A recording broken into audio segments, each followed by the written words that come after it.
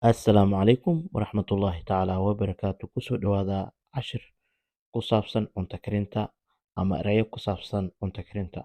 Vocabularies about cooking. Vocabularies about cooking waa erayo ku saabsan cunto karinta.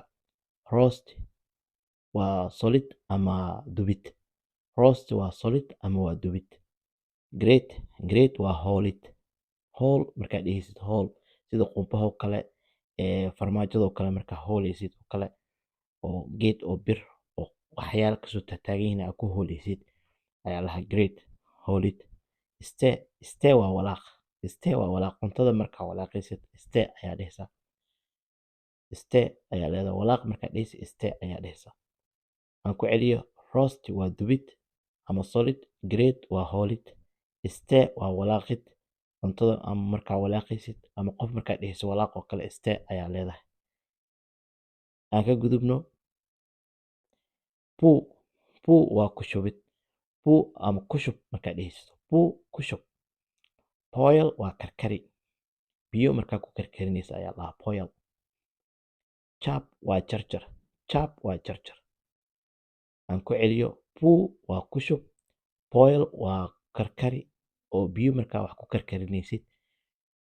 Chop waa jarjar. Mindi markaa wax ku jarjaraysid oo kale hilibka oo kale chop ayaa dhehaysaa. Chop jarjar. Aan ka gudubno slice waa cadcad markaa u goynaysid. Cadcad inaa u goysid ayaa la dhahaa slice ereygaas. Chop iyo slice maxay ku kala duwan yihiin? Chop waa markaa hilibka oo jarjaraysid.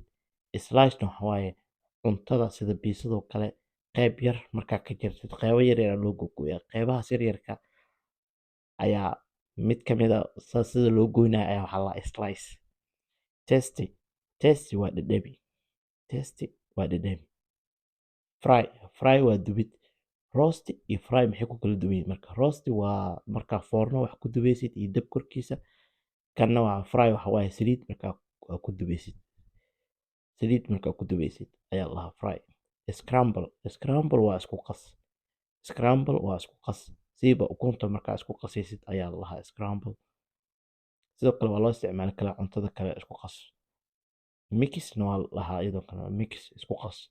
Mix waa noo soo socotaa insha Allah casharada soo socda noogu imaan doontaa. Aan ku celiyo slice cadcad inaa u goysid. Taste waa dhadhami. Fry waa dubid oo saliid markaa ku dubaysid. Scramble waa isku qas. Casharkii caawa oo ku saabsanaa ereyadii cunto karinta intaa ayuu inooga dhan yahay. Intaan ku kulmi doono qaybta soo socota waxaa idinkaga tegayaa sidaa iyo nabadgelyo. Asalaamu calaykum waraxmatullaahi tacaala wabarakaatu.